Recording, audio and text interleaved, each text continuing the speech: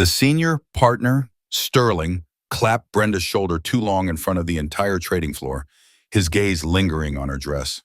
"A woman of her talents is wasted on spreadsheets alone, isn't she, boys?" he announced. Dale, watching at the annual firm gala, felt a cold dread settle. Sterling's eyes moved to Dale, then back to Brenda, dismissing him completely. The last bell of the day rang, a flat sound that usually brought a sense of release. Dale Miller, however, felt a tightening in his chest. Brenda's text, "Need to talk, call me after school," had flashed across his screen an hour earlier, an urgent disruption to his lesson on the Cold War. Brenda, a financial analyst at Bank of New York Mellon, rarely texted him during the day unless it was truly important. Her messages were typically brief, practical updates. This one was different, a raw edge of need in its simple phrasing. He drove home, the familiar suburban streets blurring into a monotonous pattern of brick and lawn. The old Chevy hummed beneath him, reliable as ever. He pulled into the driveway, the gravel crunching under the tires. The house was quiet, the way it always was when he got there first. Inside, Brenda sat on the sofa, still in her work clothes. A faint scent of her office perfume lingered in the air, usually a comforting smell. Today it felt heavy. Her mascara was smudged, dark crescent moons under her eyes. She hadn't bothered to wipe it away. That was enough. He sat beside her, not touching her yet, letting the quiet hold them. "Brenda," he started, his voice softer than he intended. She took a long, shaky breath, her gaze fixed on a point beyond him. "Lyle Jensen," she began, the name coming out flat, devoid of emotion. "He cornered me today, in the archive room." The archive room, a windowless space deep in the building, rarely used, a place where records went to die. Dale could feel the air grow cold in the living room. "He put his hand on my thigh," she continued, her voice barely a whisper. "When I moved, he just laughed, said I was being dramatic, made it sound like a joke." Dale felt a flush spread up his neck. A joke, the casual dismissal of her discomfort, the deliberate public nature of the humiliation. Then came the offer. Lyle had held up a file, a thick one. "The Anderson account," Brenda explained. "It's huge, everyone wants it. He said it was mine if I was willing to discuss strategy over dinner. At his place." She pushed a small, embossed business card across the coffee table. His home address was scrawled on the back in an elegant, looping script. The message was clear, audacious. Dale picked up the card, the slick paper cold beneath his fingers. He felt a sudden, violent urge to crumple it, to tear it to shreds. "You need to report him," he said, his voice tight, barely controlled. "To H immediately. This is sexual harassment, clear as day." Brenda finally looked at him, her eyes dark and tired. "You think I haven't thought of that, Dale? You think I haven't been playing this scenario out in my head all day?" She shook her head. "HR reports to Lyle effectively. The CEO, Mr. Thompson? He's Lyle's golf buddy, and Lyle's brother-in-law is on the board of directors. A complaint against Lyle would be a complaint against the entire structure." He paused, letting her words sink in. The corporate web, woven tight. "So what? You just let him get away with it? Let him do this to you?" His voice rose, betraying the anger he was trying to suppress. "It's not that simple," she said, pulling away slightly. "If I report him, I'm done, blackballed. Across the industry, Dale. Not just at Mellon, but everywhere. 8 years of climbing, of working myself to the bone, gone. Just like that." She snapped her fingers, the sound sharp in the quiet room. He looked around their modest living room, at the books lining the shelves, the worn armchair, the life they had built together. "Then quit," he said, the words feeling heavy and inadequate. "I'll take on more summer school classes. We'll make it work." Brenda laughed, a short, humorless sound. "You don't understand how this world operates. It's not like your school where there are actual rules and consequences. Quitting means losing my pension, losing our health insurance. It means no reference. It means starting over at 34. And for what? So I can save face?" Her voice cracked on the last word. "I'm trapped, Dale. Completely trapped." He reached for her then, pulling her close, feeling the tremble in her shoulders. He held her tight, his chin resting on her hair, smelling the faint scent of her shampoo. His mind churned, the cold fury now tinged with something colder. a dawning realization of the insidious power at play. This wasn't just boys' club antics, a clumsy pass. This was predatory. This was a man using his position, his connections, to extract what he wanted, knowing the cost for her was too high to refuse and too high to fight. He held her silent, the weight of her desperation pressing down on him. The next 2 weeks moved with a sluggish, oppressive weight. Brenda, usually so precise and sharp, began to fray at the edges. Her clothes, once tailored and crisp, seemed to hang a little looser. Her shoulders slumped more often than not. Meals became silent affairs. She would push food around her plate, sometimes taking a bite or two, but mostly just staring into space. The dark circles under her eyes deepened, giving her a perpetually exhausted look. Every sudden noise, the phone ringing, a car door slamming outside, made her jump, her body tensing as if braced for impact. Dale watched her, feeling the helplessness in his gut. He'd come home to find her still in her work clothes, staring at the television without seeing it, or hunched over her laptop, working long after the office closed, a desperate light in her eyes. "He's just making it worse," she murmured one evening, picking at a loose thread on the sofa cushion, publicly questioning my analysis in meetings, trying to make me look incompetent like I don't know what I'm doing.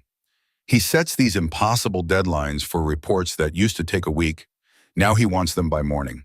And then he excludes me from client meetings, but demands I give him updates later. She looked up, her expression a blank mask. "He's setting me up to fail, Dale. No matter what I do, it's wrong." Dale just nodded, his jaw tight. He understood. It was a slow strangulation, a systematic dismantling of her professional reputation, designed to break her, to make her compliant, or to force her out without him having to fire her directly. Then came Friday. Dale was grading papers, the soft glow of the desk lamp illuminating his kitchen table. The clock on the microwave read 12:17 a.m. Brenda usually pulled in around 7. He'd heard nothing. He called her cell, but it went straight to voicemail. He stood by the window, peering out into the silent street, a knot of unease tightening in his stomach. The hum of an engine finally broke the quiet, and his old Chevy pulled into the driveway. But the engine didn't cut out. She just sat there, the headlights casting long shadows across the yard. He walked out, the cool night air biting at his exposed arms. He tapped lightly on her window. Brenda flinched, then slowly rolled it down. The interior light of the car revealed her face, pale and drawn, her eyes wide and unfocused. She looked like she hadn't moved in hours. "Brenda, what happened?" She finally turned off the engine, plunging the car into silence. "The Marcus Group presentation," she said, her voice hollow. "I had everything ready. 8 weeks of work, solid analysis, projections, everything. Lyle pulled me an hour before, said I wasn't the right fit for this particular account. Then he gave it to Chad Peterson." Chad Peterson, Dale knew the name. A junior analyst, known more for his golf swing than his financial acumen. "Chad Peterson? But you put all that work in. He's not even—" Dale trailed off, searching for the right word. Brenda gave a small, bitter laugh. "Chad has a penis and plays squash with Lyle on Thursdays. That's the analysis they really want." She paused, exhaling slowly. "And then at lunch today, he came over to my table, in front of everyone, said, loud enough for half the floor to hear, that I just wasn't cut out for the big accounts, that I lacked the aggressive edge. And then he put his arm around me." She shuddered, a full-body tremor. He leaned in and whispered, "Brenda, you need to spend less time on research and more time on personal relationships if you want to get ahead in this firm. Like I was some kind of ornament." Dale felt a cold, hard snap inside him. The slow-burning anger, the dull ache of frustration, it coalesced into something sharp and precise. He saw the world suddenly, starkly. Not just the abstract injustice of it all, but the methodical, cruel way Lyle was destroying his wife. The physical humiliation, the psychological torture. This wasn't just about a job anymore. This was about Brenda. His Brenda. He reached into the car, pulling her out, holding her against him. He felt the sharp angles of her shoulders, the tremor in her body. He held her tighter. "This ends now," he said, his voice quiet, almost a whisper, but firm, steady. Brenda pulled back slightly, her tired eyes searching his in the dim light. How, Dale? How does this end? I told you he's untouchable. There was a resignation in her voice that cut deeper than any scream. Dale looked past her into the dark, silent neighborhood. A plan, still vague, began to form in his mind. Not a quick fix, not a fist fight, but something deliberate, something that struck at the core of Lyle Jensen's carefully constructed world. We're going to destroy him, Dale replied, his voice still low but with a new, dangerous edge. Not with fists or threats, with something he'll never see coming. The truth. The quiet declaration hung in the air, a steel thread pulling them forward. Operation Heartland Justice, Dale whispered later that night, giving their nascent plan a name. It felt right, a nod to their roots, a contrast to the sleek, predatory world Brenda inhabited. The first step was clear. Documentation. Meticulous, undeniable proof. No more silent suffering.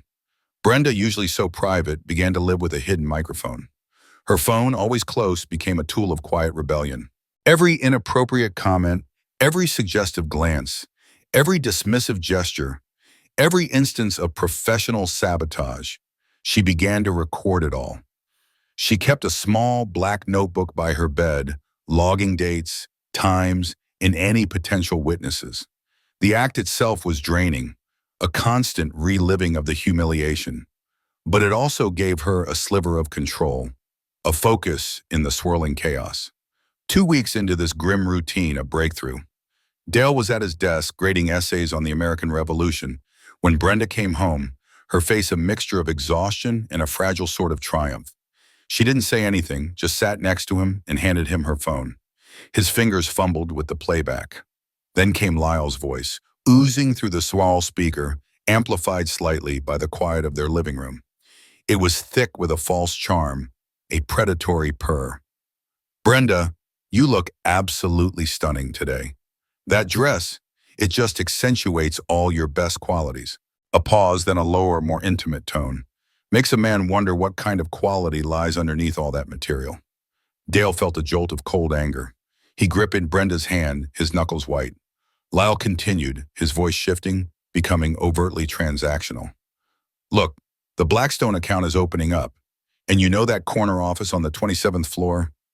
The one with the view of the river? It's going to be vacant next month. Both could be yours, but not because of your spreadsheets. Another pause, pregnant with unspoken meaning. I'm heading to the Hamptons this weekend. My place. We could discuss strategy. Brenda's voice, when it came, was remarkably steady, cool. Dale admired her composure, the tightrope she walked. Thank you, Lyle, but I prefer to keep my professional relationships strictly professional. Lyle's laugh was a dismissive bark, full of condescension. Professional? Honey, this is Wall Street. Nothing here is strictly professional. You think Carol in M&A got her promotion because she's a whiz with numbers? She understands how the game is played. You're still young, Brenda. You need to learn how to play it too. The recording clicked off. The silence that followed was heavy, charged with the lingering echo of Lyle's arrogance. Dale squeezed Brenda's hand, a surge of triumph, cold and hard, running through him. We've got the bastard, he said, the words a low growl. He just admitted it, right there. Brenda shook her head, her gaze distant. Not yet, Dale. Not enough. She pulled her hand away, rubbing her temples. He never explicitly said sleep with me. He used code, discussed strategy, personal relationships. A good lawyer could call it locker room talk. Say I misinterpreted. Say I'm just trying to frame him because I'm jealous of Carol. Her voice was weary, resigned. She was right. He could hear it now, the plausible deniability woven into Lyle's words. It was infuriating. They sat there, the small recording device a stark reminder of the battle ahead. Lyle had been careful, deliberately vague, yet unequivocally clear in his intent. The kind of clarity that left no actual evidence, only implication. We need something more, Brenda stated, her voice regaining a sliver of its usual resolve. Something undeniable. Something that leaves no room for misinterpretation. Something that shows a clear pattern, a quid pro quo that can't be explained away. Dale nodded slowly. He thought of Lyle's voice on the recording, the implied threat behind the offer of the corner office, the subtle cruelty in his dismissal of Brenda's hard work, replaced by the suggestion of something dirtier. "Let me be crystal clear," Lyle's voice echoed in his memory, his tone chillingly precise. "That corner office you've been eyeing opens up next month. It can be yours, but not because of your work." The implication was a heavy stone. They needed to move it, to expose what lay beneath. Brenda's quiet battle within the bank continued, her phone a constant, hidden sentinel. But Dale knew that one person's testimony, even with recordings, might not be enough. They needed a pattern. He had spent years teaching students how to dig for primary sources, how to connect seemingly disparate facts, how to build a narrative from fragmented evidence. Now he would apply those same history teacher research skills to Lyle Jensen. His evenings were spent hunched over his laptop, not grading papers, but sifting through databases, old news articles, and corporate filings. He delved into Lyle's past, previous firms, old addresses, anything that might hint at a pattern of behavior. It was tedious work, cross-referencing names and dates, but he was patient. Lyle Jensen wasn't born on Wall Street. He had a history. Dale eventually found it. Lyle had left a prominent investment firm, Sterling Capital, 10 years prior, under vaguely described restructuring initiatives. The timing coincided with the abrupt departure of his executive assistant. No public fuss, no lawsuits, just a quiet vanishing act. This felt like a lead. It took him 3 days navigating outdated online directories, obscure forums, and a few lucky guesses to track her down, Sarah Klein. She now ran a small bookkeeping business out of a modest office in a Brooklyn brownstone, far removed from the glass towers of Manhattan.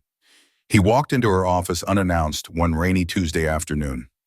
Sarah, a woman in her late 40s with tired eyes and a perpetually worried expression, looked up from her ledger. "Miss Klein, my name is Dale Miller. I'm looking into Lyle Jensen."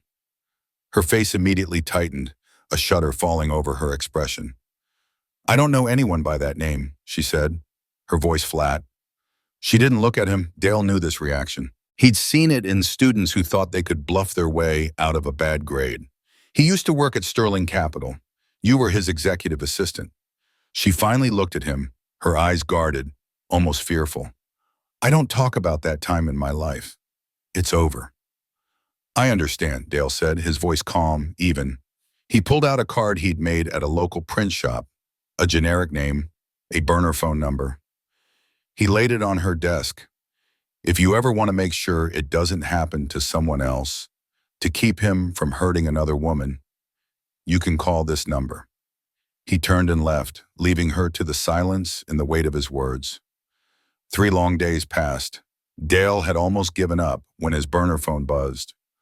"Unknown number." He answered. "This is Dale." "This is Sarah Klein." The voice on the other end was clipped, wary. "How did you find me?" "The same way I found Amy Johnson and Lisa Schmidt," Dale said, making up names on the spot, gambling that the mention of other women would chip away at her defenses. Public records, LinkedIn, process of elimination. It's amazing what you can find when you know what to look for, and when you're looking for a pattern. A long pause, then, "What do you want?" Sarah asked, her voice tight, wounded. "My wife, Brenda, she's going through something similar with Lyle Jensen right now. He's trying to corner her. She's planning to file a complaint." Sarah scoffed, a dry, bitter sound. "It won't work. I tried that route. I was paid to sign an NDA, threatened if I ever spoke out. Wall Street protects its golden boys, Mr. Miller. Your wife should just quit before it gets worse." "It's already worse," Dale countered, his voice steady. "And she's not quitting. She's fighting." He took a breath, carefully choosing his next words. "And an NDA, Mr. Amas. Klein, if it covers illegal activity like sexual harassment, sometimes isn't enforceable, especially if there are other women. Women who might be willing to come forward. Lyle won't be able to buy his way out this time." He let the implication hang. Another long silence stretched between them. Dale could hear Sarah's shallow breathing on the other end. Finally, she said, her voice softer now, tinged with a fragile hope, "I need to think about this." The second month of Operation Heartland Justice closed with a heavy binder on their kitchen table. It wasn't just a collection of documents, it was a weapon. Brenda had collected 5 explicit recordings of Lyle's propositions, his voice smooth and suggestive, then subtly threatening. Each time he danced on the edge of legality, but the cumulative effect was undeniable. He offered promotions, accounts, and prestige in exchange for personal time. He used thinly veiled language, but the intent was as clear as a Midwest summer day. Dale's efforts had yielded even more. He had 8 anonymous witness statements, gathered through discreet online forums and careful networking, detailing Lyle's consistent pattern of behavior with other women in the firm. Subordinates mysteriously transferred, projects abruptly reassigned, careers stalled without explanation. And then there was the history. 3 previous firms, 3 quiet departures, always coinciding with an unnamed female colleague's sudden resignation. Lyle was a serial offender, a predator moving from one institution to the next, leaving a trail of broken careers and signed NDAs. One Sunday night, the house quiet except for the soft hum of the refrigerator, Dale looked up from the binder. Brenda was across from him, sipping lukewarm tea, her gaze distant. "Sarah called," Dale said, his voice low. Brenda's eyes snapped to his, a flicker of something he couldn't quite name. Relief, apprehension, something deeper. "She's in," Dale confirmed. "She said she couldn't live with herself if she didn't. And Amy Johnson, the one from Sterling's Capital. She's in too. They're both willing to break their NDAs if it comes to that." Brenda's face, usually etched with a weary anxiety these past weeks, tightened into a mask of pure determination. She simply nodded, a firm, decisive movement. "It's time," she said, her voice clear, resolute. They spent the rest of the evening and much of the early morning finalizing their strategy. Every detail was meticulously planned. Who to approach first, HR or a legal team outside the firm. How to present the evidence to minimize corporate deflection. They anticipated the pushback, the accusations of opportunism, the attempts to discredit Brenda. They knew what they were up against. Brenda practiced her statement, reading it aloud until her voice was hoarse. She reviewed every recording, every witness statement, every date and time. She needed to be flawless, unshakable. Dale watched her, a knot of fear in his stomach, but also a fierce surge of pride. She was no longer just his wife, the quiet analyst. She was a warrior, preparing for a battle that would demand everything from her. The tension in their small living room was palpable, a delicate balance between the fear of the unknown and the steel-hard resolve that had settled between them. They were united, ready.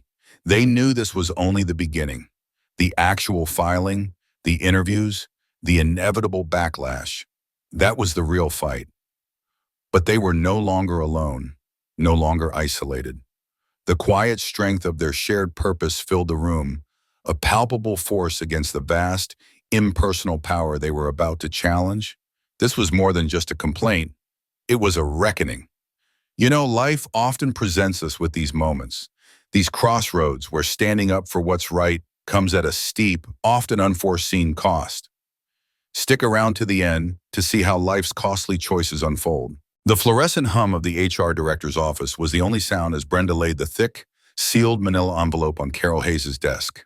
It was just after 9 on a Tuesday morning. The city outside buzzed with its usual indifferent energy. Inside, the air was thick with a different kind of tension. Carol, a woman Brenda knew mostly from company-wide emails about benefits enrollment, looked up, a pleasant, professional smile on her face that quickly faltered. "Carol," Brenda began, her voice steady, precise, each word chosen carefully. "I'm filing a formal complaint against Lyle Jensen for sexual harassment and professional retaliation." The smile vanished. Carol's eyes, usually sharp and assessing, widened slightly. Brenda slid the heavy envelope forward. "Here's my evidence." Carol hesitated, then reached for the envelope. Her fingers traced the seal, as if sensing the weight of what lay inside. Brenda continued, her voice unwavering. "You have 48 hours to take appropriate action. Otherwise, my attorney will contact the board directly." Carol's eyes darted from the envelope to Brenda's face. The usual corporate veneer cracked. She looked stunned, the pleasant HR persona dissolving into something more human, more troubled. Brenda knew she had just delivered a shockwave. She didn't wait for a response, simply turned and walked out, leaving Carol to the silence and the undeniable weight of the dossier. Dale was waiting at home, pacing the worn carpet of their living room. He watched Brenda pull into the driveway, the familiar blue Chevy seeming to carry the burden of the city. She walked in, her face pale but composed. "It's done," she said, collapsing onto the sofa, exhaling a long, slow breath. He sat beside her, taking her hand. He imagined Carol Hayes opening that envelope, seeing the recordings, reading the witness statements, seeing Lyle's meticulously documented history of predation. The company would have no choice but to react. The wheels were in motion. Within an hour, Brenda's phone rang. It was Carol. Her voice was clipped, urgent. She asked Brenda to come in for an official statement later that afternoon. An hour after that, another call, this one from an unknown number. Lyle's legal team. A man with a smooth, professional voice informed Brenda that any allegations she made would be met with aggressive legal action, that her professional reputation would be irrevocably damaged. It was a clear intimidation tactic designed to scare her into silence. "They're trying to scare you, honey," Dale said, squeezing her hand. "It's part of the plan. It's what we expected." Brenda nodded, her jaw tight. "He's already started in the office, sending emails, questioning my metrics, implying I've been distracted lately. Carol in accounting just sent me a text, said Lyle just told a few people I was unstable and making things up for attention." Dale felt a fresh surge of anger. The smear campaign had begun, swift and brutal. Lyle was fighting back the only way he knew how, by trying to destroy her character.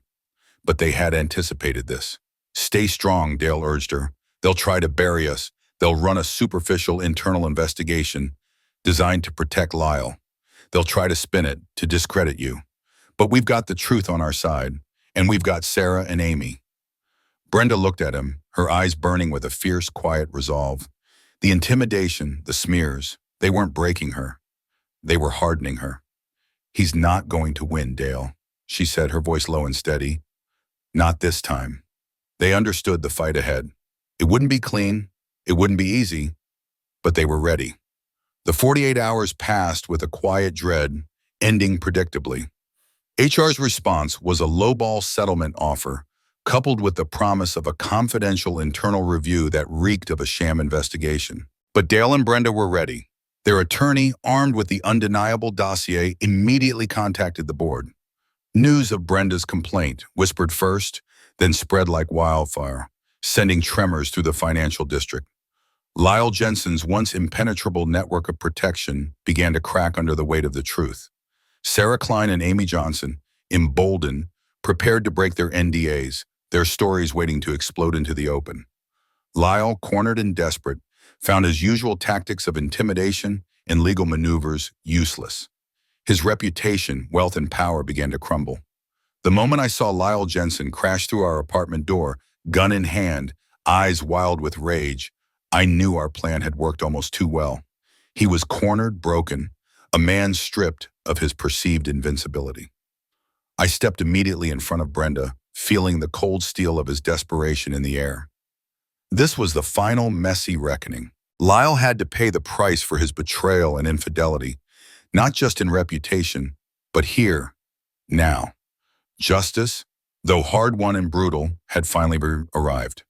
The 48 hours passed, a tense silence punctuated by the ringing of Brenda's phone.